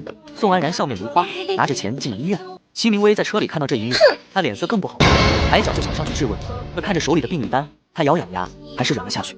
他拿起电话打给了江小鱼。这边的江小鱼拿起手机，看见打来的人是戚明威，顿时心虚的脸色一变。江小鱼深呼吸好几口气，才接通了电话。喂，薇姐，有事吗？戚明威努力缓了缓语气。小鱼，你在忙吗？我在查取有德的下落，找不到他，拿不到那笔资金，公司没法运转。戚明威沉默了会没说话。江小鱼于是又问他：薇姐，你找我是有事吗？没事，就突然想问你，你的心里除了我，还有没有别人？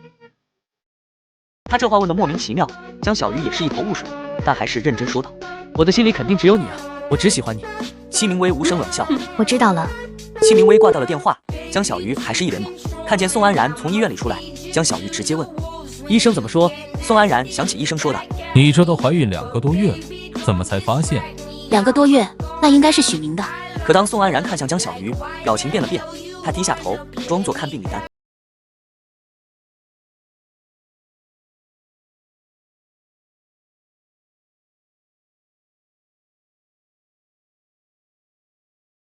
心里就堵得慌。就在这时，侯海洋打来电话，他没有接，电话一直响，直到对方挂断。可刚挂断，电话又响了起来。戚明威看着手机，犹豫了一下，还是接通了电话。过了会，江小鱼开门回来了，看见戚明威在家，愣了愣。你回来了，吃过了吗？我明天要出差，下几天香。哦，好，我明天有事，没法送你去车站。没事。江小鱼走到沙发上，抱住戚明威，明天就走了，今晚我们做点饭。可戚明威推开了他，语气冷淡。我去收拾行李。江小鱼看着戚明威离开的背影，有些不解。最近的孟芝芝烦躁极了。曲有德在外面的窝是不少，可那些女人都是半个多月。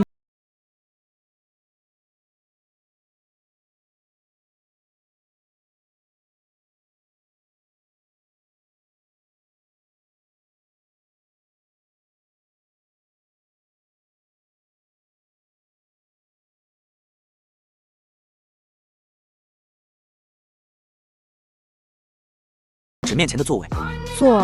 老杨战战兢兢地坐下。老杨，你跟着曲有德4、5年了吧？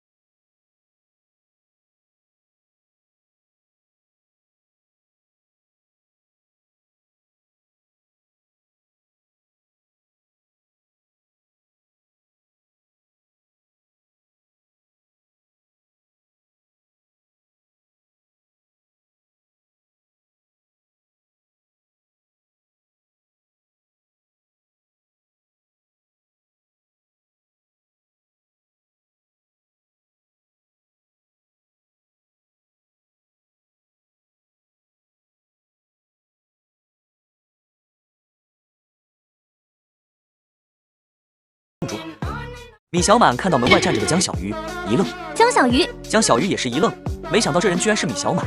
他迅速反应了过来，推门走了进去。哎，孟芝芝和老杨也跟着江小鱼走了进去。你们干什么？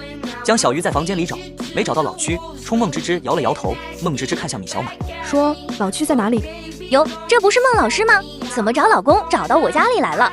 孟芝芝啪的给了米小满一巴掌。你个骚狐狸，赵君阳那事我还没找你算账呢。米小满捂着脸，不可置信地看着孟芝芝。你敢打我？你敢打我？我打你怎么了？米小满反手打了孟芝芝一巴掌。你自己管不住自己男人，到我这里来撒什么泼？我警告你，赶紧给我滚！孟芝芝跟米小满撕扯起来，江小鱼跟老杨对视一眼，赶紧上前阻拦。把两人分开后，孟芝芝气喘吁吁地看向米小满，说老区在哪里？米小满正准备说话，房间里忽然响起一声婴儿啼哭。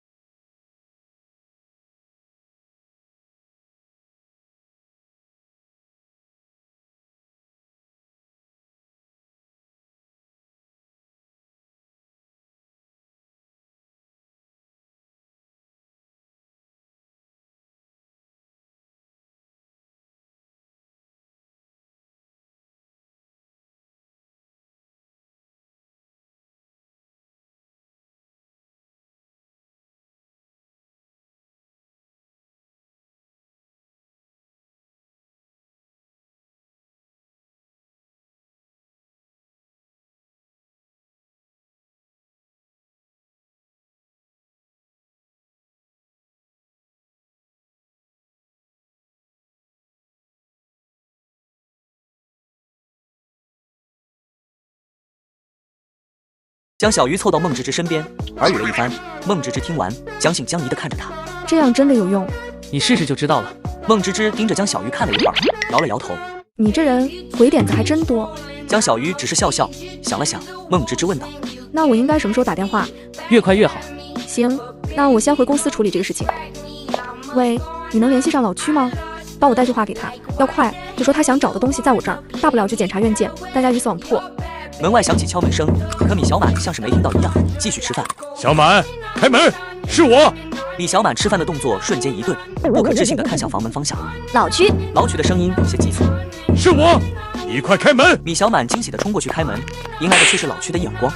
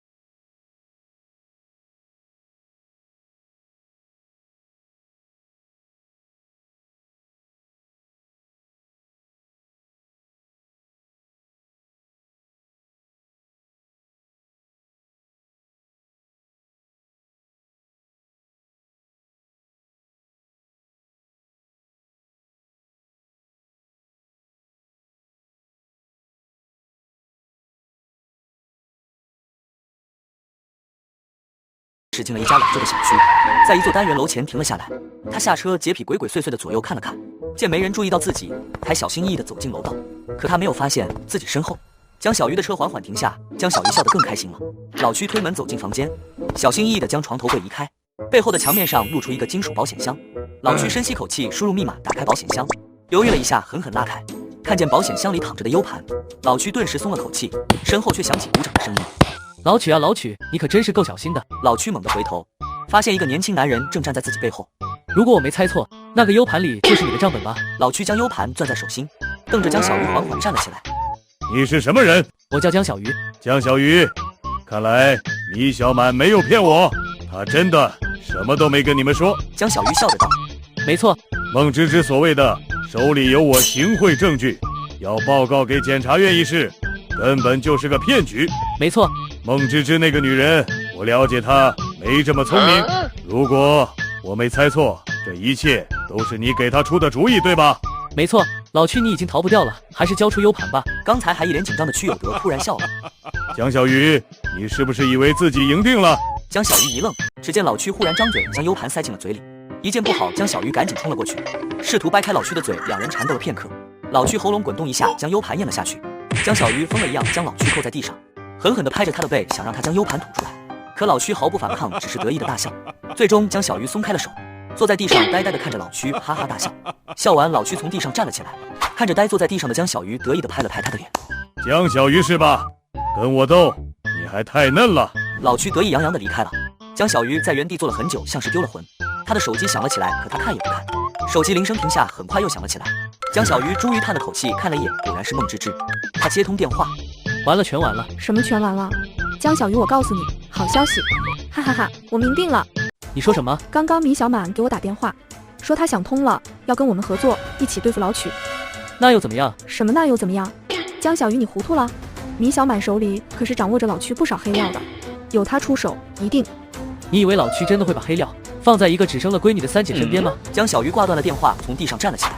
对了，米小满，或许事情还没那么糟。江小鱼回到家，推开门，发现门口多了双戚明威的鞋子，先是一愣，紧接着笑了起来，赶紧冲进房间，果然看到了正在做饭的戚明威。回来了，快收拾收拾，准备吃饭了。江小鱼笑着点头，上去从背后抱住了戚明威，脸贴在了他的背上。终于回来了，我想死你了。好了，快去收拾。怎么出一次差去了这么久？戚明威神色有些不自然。有点事耽搁了你呢，最近在忙什么？江小鱼迟疑了一下。戚明威放下筷子，直直地看着江小鱼。你还在帮孟芝芝做事对吗？江小鱼干笑了一声。没办法，我是法人吗？我问你，你就真的那么相信孟芝芝？明知道法人就是个坑，还非要往里跳，你到底是怎么想的？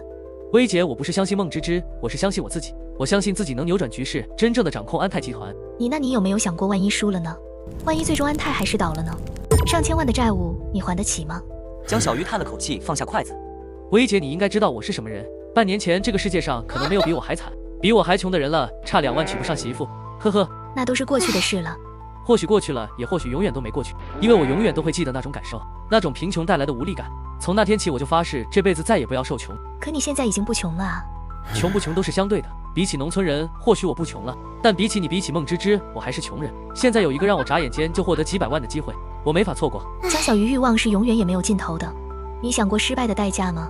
说完，戚明威起身离去，只剩江小鱼一个人低头吃饭。孟芝芝，我警告你，江小鱼，要是有什么三长两短，我跟你没完。江小鱼正吃着，手机忽然进来一条微信，是孟芝芝的。见个面吧，给你看个有意思的东西，跟戚明威有关。江小鱼推门走近，看了眼孟芝芝。什么事啊？神神秘秘的。想知道戚明威最近去哪了吗？江小鱼从桌子上抓起一个苹果，啃了起来，毫不在意。下乡了呗，还能去哪？是下乡了，没错。可是他昨天就已经回省城了，但是好像他今天才回家吧。江小鱼一愣，看着孟芝芝。你什么意思？孟芝芝甩出一沓照片，散在桌子上。没什么意思。江小鱼盯着看了很久，还是放下。这什么也不能证明。我只是想请你看几张照片而已，什么也没说。江小鱼将才吃了几口的苹果丢进垃圾桶，坐在沙发上生了回闷气，说道：“米小满的事怎么样了？你不是不关心吗？”问问。孟芝芝看了江小鱼一眼，叹了口气。有时候我真怀疑你的脑袋是怎么长的，你怎么就能猜到米小满手里掌握的证据对老屈一点威胁都没有？因为我亲自见了老屈一面，发现他确实是个很聪明的人。这么说，你那天的计划失败了，功亏一篑。那现在怎么办？你还有别的办法吗？有。孟芝芝激动的身体前倾，盯着江小鱼。什么办法？先说说米小满手里都掌握了什么证据吧。无非就是行贿偷税，可都不能直接指向老曲，这家伙狡猾着呢。这个计划需要用到米小满，你有办法将他握在手里吗？孟芝芝一愣。什么叫握在手里？就是叫他绝对不敢背叛你，你说什么他就干什么。孟芝芝陷入沉思。我试试吧。那我先走了，有结果了再和我说。等等，我还有事跟你说。江小鱼转头看着他。江小鱼，我是不是警告过你？让你小姨子来我家工作可以，但不能胡搞。你现在又是怎么做的？你在说什么？你跟宋安然在浴缸里的事，你以为我不知道吗？江小鱼转过身看着孟芝芝，孟芝芝大家都很忙，你就不要编故事了行吗？孟芝芝冷笑一声，编故事？宋安然都跟我说了，江小鱼敢做不敢认吗？宋安然怎么会告诉你这些？很简单，他知道我和戚明威是好朋友，想通过我把这件事告诉戚明威。你说他要是知道了这件事，会不会发飙？这种事只要不被当场抓包，谁知道？宋安然的打胎记录可还保留着呢。你到底想干什么？孟芝芝嘴角一掀，我要你绝对不敢背叛我，我说什么你就干什么。咱们现在已经是一条绳上的蚂蚱了，还有必要吗？当然有必要。江小鱼，说实话，一开始我以为你只是个乡下来的穷小子，可是跟你接触越久，我就越怕你。你实在是太聪明了，我抓你的把柄只是为了自保而已。只要你不背叛我，这件事我就咽到肚子里，谁也不告诉。江小鱼深深看了孟芝芝一眼，转身走了。江小鱼，我答应你了。孟芝芝露出胜利的笑。宋安然打开门，发现门外站着脸色阴沉的江小鱼。姐夫。江小鱼挤进来，狠狠盯着宋安然。姐夫，你这是怎么了？江小鱼砰的一声关上了门，一言不发盯着宋安然，他吓得不断后退。宋安然行啊，你什么都敢往外说，你也不怕丢人？我说什么了？浴缸。戚明威知道了。你很希望让他知道？不，我当然没有了。我警告你，这件事要是再有其他人知道，你就给我滚回村里去。说完，江小鱼转身欲走，宋安然从背后抱住了他。姐夫，放手。姐夫，我知道错了，我绝对不会再告诉任何人了。江小鱼脸色缓了缓。姐夫，你有时间的话，能不能多去看看我姐？她很想你。我知道。宋安然走到江小鱼面前，亲上了她的脸颊。江小鱼立马推开。宋安然，你疯了！姐夫，这是我给你的补偿。你放心，我绝不会再告诉任何人，我发誓。宋安然，你自己听听，你叫我什么？你觉得我们合适吗？姐夫，我不想管这些，你就当做偶尔的放纵吧。难道戚明威在外面就一定干净吗？他就一定没有偷吃吗？听到这句话，江小鱼的脑海中想起了早上在孟芝芝办公室看到的那一张照片，可下一秒他恢复了理智，推开宋安然。姐夫，去卧室。江小鱼起身抱住了宋安然，走向卧室。江小鱼起身穿好衣服就要走，宋安然看着他的背影，忽然道：对了，姐夫，我前几天去医院复查，见到梁甜甜了。梁甜甜，你怎么认识她？芝芝姐给我讲过她跟戚明威之间的八卦。你知道梁甜甜是去看什么的吗？看什么？淋病。江小鱼看向宋安然。你说什么？我说梁甜甜去看了淋病。江小鱼呆住了。戚明威看到回家的江小鱼，自然地跑了过去。江小鱼本能地想要推开他，却没有用力，反而是轻轻拍了拍他的肩膀。怎么，有心事？最近比较累。简单，回房间，我让你放松放松。说着，戚明威拉着江小鱼走进了房间，将他推倒在床上。江小鱼阻止了戚明威的进一步动作。你到底怎么了？江小鱼犹豫了一下。你下乡是昨天才回来吗？戚明威愣了一下。你什么意思？问问。戚明威脸色难看。江小鱼，你怀疑我是吗？江小鱼不说话。我看你是想找机会跟我分开，然后勾搭上孟芝芝吧。你们之间进展到哪一步了？你知道吗？梁甜甜前几天去了妇科，确诊了淋病。戚明威脸色更难看了。江小鱼，你跟我说这个是什么意思？江小鱼叹了口气，从口袋拿出一张照片，正是戚明威跟男人并肩的背影。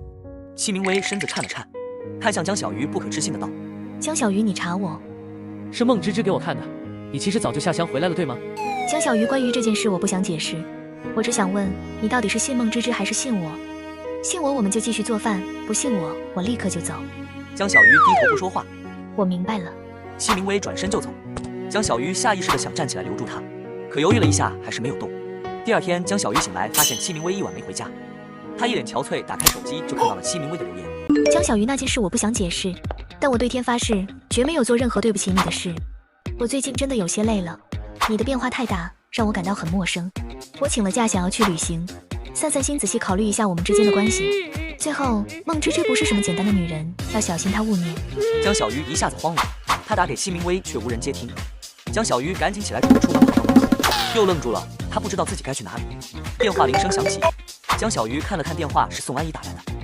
他看了看接通。江小鱼，你跟戚明威之间怎么了？江小鱼气喘吁吁地推开门，走了进来，看着宋安怡。他都跟你说什么了？你先别急，先喝口水。江小鱼抓住宋安怡的肩膀，急着问：他都跟你说什么了？宋安怡被吓了一跳。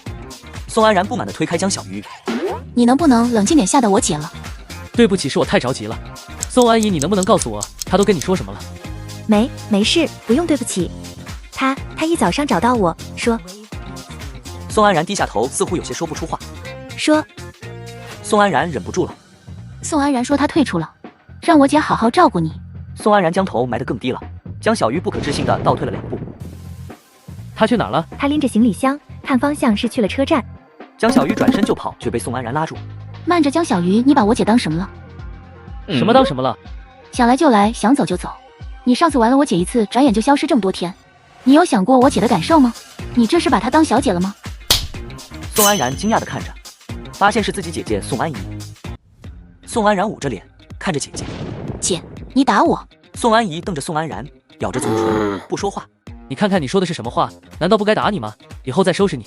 说完，江小鱼转身就走。宋安然看着姐姐，姐，我是为了你好啊，你居然打我！我一直都很好奇，你为什么对我的事这么关心？宋安然，你是不是对江小鱼有什么想法了？姐，你说什么呢？从江小鱼开网吧起，你就整天黏在他屁股后面，到了省城更是这样，整天把姐夫2个字挂在嘴边，你是把他当姐夫了，还是当老公了？宋安然，我只是不爱说话，但我不傻。宋安然低了一下头，又迅速抬起，干笑道：姐，你别胡思乱想，我一直都是为你着想的。宋安然，你知道吗？你每次撒谎后都会低头看一眼地面，我一直都知道，只不过懒得拆穿你罢了。江小鱼赶到车站，在人群怎么也找不到戚明威的身影。就在这时，有人打来电话。江小鱼，有好消息，你快过来。我没时间。你说什么？我说了，我没时间。江小鱼，我要你现在立刻过来，否则我就把你跟宋安然的事告诉戚明威。那你就去吧。江小鱼挂断了电话，继续在人群中寻找。此时的戚明威提着行李，正在等待发车。他看了眼手机，发现有几10通江小鱼打来的未接电话。犹豫了一下，戚明威接通电话。薇姐，你在哪里？我已经走了，你不用找我了。薇姐，我错了，我信你，我相信你，你能不能不要走？江小鱼，我想我们之间需要冷静一下，或许彼此都能有更好的选择。薇姐，我不要任何人，我只要你。戚明威叹了口气，正准备挂断电话，江小鱼的声音从背后响起。薇姐。戚明威转身看到了气喘吁吁的江小鱼。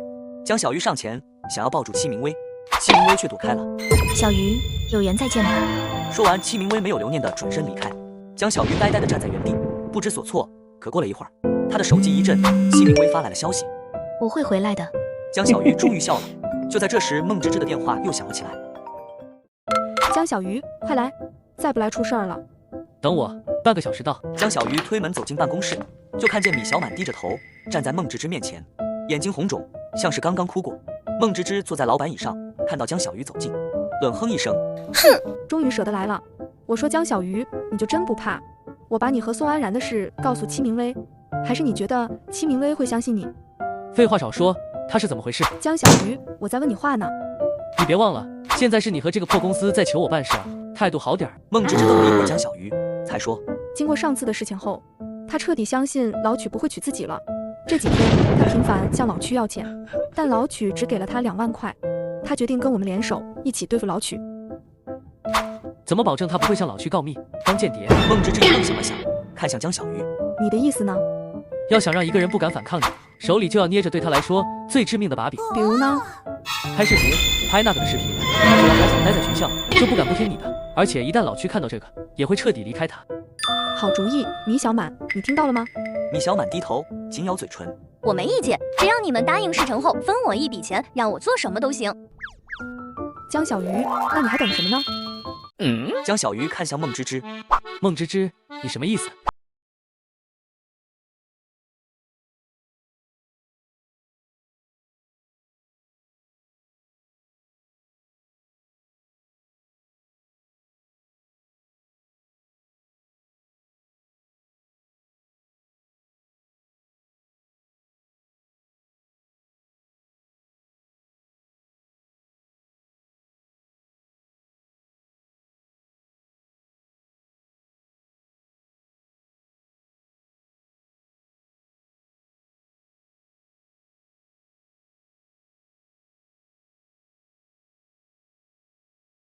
孟芝芝，你这是在逼我？逼你？江小鱼，我最后问你一遍，你到底做不做？孟芝芝拿出手机，调出戚明威的电话。江小鱼深吸口气，无奈点了点头。孟芝芝看向米小满，米小满犹豫了一下，牵上江小鱼的手。孟芝芝哈哈笑了，掏出手机开始拍摄。米小满气喘吁吁地躺在沙发上，半天提不起力气。你真厉害，江小鱼，我算是知道戚明威为什么对你这么好了。江小鱼穿上衣服不说话。你放心，我说到做到，只要我们继续合作下去，这份录像绝不会有第4个人知道。孟芝芝收好内存卡。行了，说说你的计划吧。江小鱼喝口水休息了一下，说道。很简单，只要米小满现在还有机会接触到老区，我们就有无限的机会。孟芝芝看向了米小满，若有所思的点了点头。不过在此之前，我们还需要再做一件事。什么事？法人变更，只有这样才能逼老区出面。孟芝芝冷笑。江小鱼，算盘打得倒是挺响。法人变更后，你就是海阔凭鱼跃，天高任鸟飞。事成，你能分到股份；失败，也跟你没有任何关系。这是唯一的办法，就看你信不信我了。而且有那份视频在，你还担心什么？我还能逃得出你的五指山？谁是新法人？你。孟芝芝拍桌而起，瞪着江小鱼。江小鱼面无表情，毫不退让地看着孟芝芝。江小鱼，你凭什么让我相信你？我说了，这是唯一的办法。你如果不信，那也没关系。这件事对你没有任何损失，最多是拿不到钱罢了。你要是信，现在就去跟我做法人变更。你有几成把握？江小鱼伸出手掌摊开。5成。孟芝芝做了几次深呼吸，手指不断地敲打着桌面，显然是在思考，气氛十分凝重。终于，孟芝芝抬起了头。法人变更可以，但我要收回你所有的股份。不可能，我费心费力陪你折腾了这么久，到了最后收获的关头，你要收回我所有股份？你当我是慈善家吗？风险跟收获是相辅相成的，你没有承担半分风险，凭什么要收获？凭我一直在为你出谋划策。行，那我要收回10%。免谈。江小鱼说着要离开。江小鱼这样笃定能赚钱，看来是真的对自己的计划很自信，不像是为了脱身而故意骗我。行，就依你。现在说说你的计划吧。老区为什么要记账本？是为了防止以后自己出事了，他背后的人会将他视作弃子。他现在吞了账本，那就证明他一旦出事，再也找不到靠山来救自己。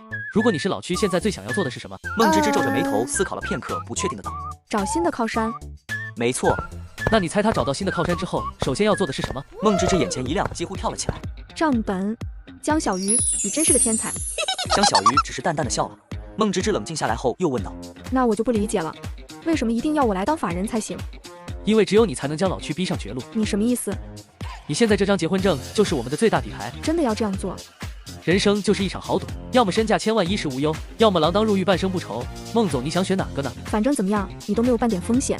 江小鱼，你给我记住了，只要我出事，你跟米小满的视频绝对第一时间出现在戚明威的手机里。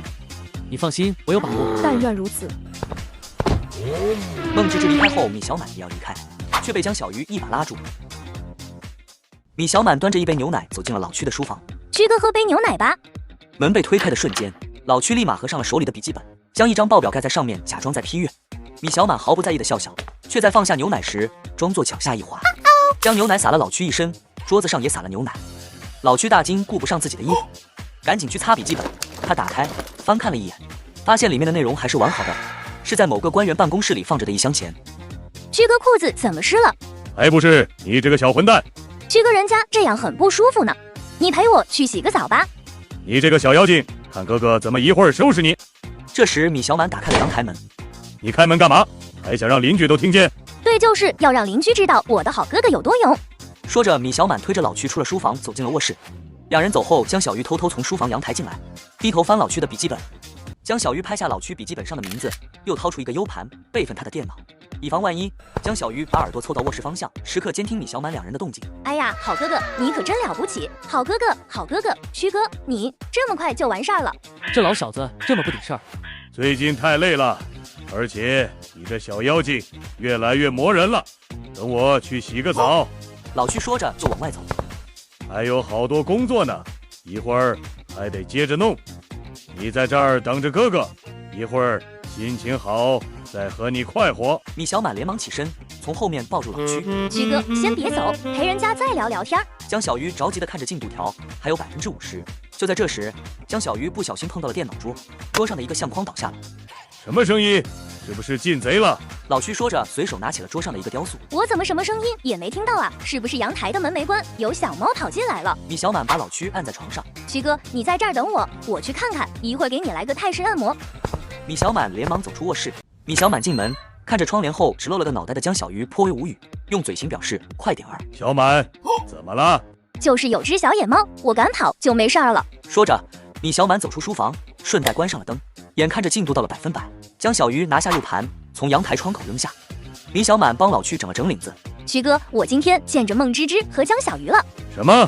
他们说什么了？孟芝芝跟江小鱼做了法人变更，安泰集团的法人现在是孟芝芝了。跟我有什么关系？孟芝芝准备明天去申请破产清算，她现在已经去准备材料了。那又怎么？等等，他申请破产，他怎么敢？是江小鱼出的主意。他说破产清算后，孟芝芝没有能力偿还，你作为她的丈夫也会跟着被强制执行还钱。孟芝芝，她疯了吗？她宁愿背上几千万的债务，她图什么？江小鱼说了，只要你把安泰集团的钱转移回来，好好经营，公司还是能存续下去的。他这是在逼你。我去他的！我已经不在安泰集团任职了，这钱现在是我的，把钱还回去，当我傻吗？江小鱼给了你最后的期限，明天一早，孟芝芝就会去申请破产了，到时候你私自转移的5000万都会被追缴回去。江小鱼，孟芝芝。不过孟芝芝走后，江小鱼拉住了我，又跟我说了一件事。老区猛地看向米小满，他说了什么？米小满让开了身子，让他自己跟你说吧。看到江小鱼，老区露出咬牙切齿的表情。江小鱼，老区，我们又见面了。老区疯了一样朝江小鱼扑过去。江小鱼，这一切都是你害的，我跟你究竟什么仇什么怨？江小鱼躲开疯狂的老曲，都是为了挣钱，不要怪我狠心。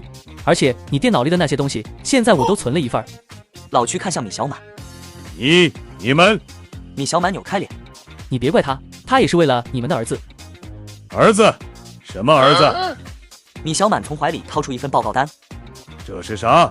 老区一把抢了过去，仔细看了看，惊喜地看向米小满，你又怀了，这次是男孩，是男孩。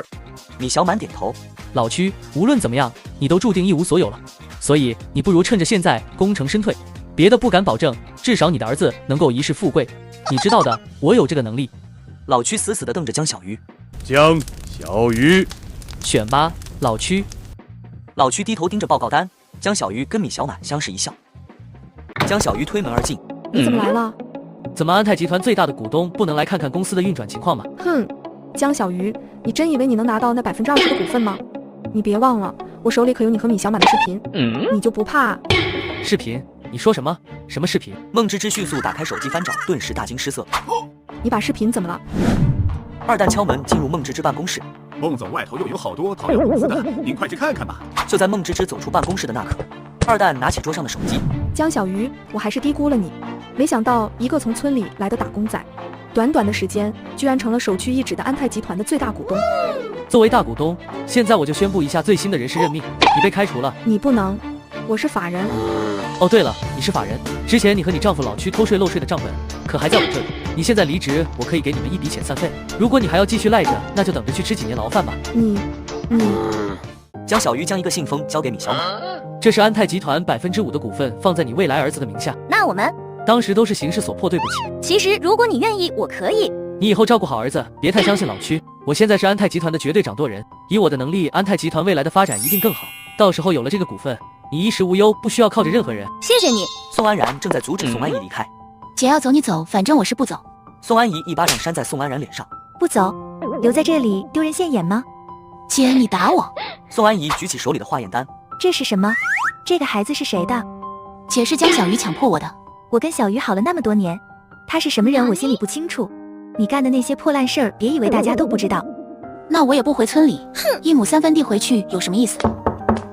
小鱼，江小鱼站在门口，看到了宋安怡后面的宋安然。安怡，你出来一下。有什么事儿还要背着人？好。江小鱼递给了宋安怡一张卡。安怡，之前咱俩没结成婚，是缘分没到，但这些年你一直对我很好，现在我确实比以前混得好了，这张卡你一定收下。宋安怡强硬推开。小鱼，你把我当什么人了？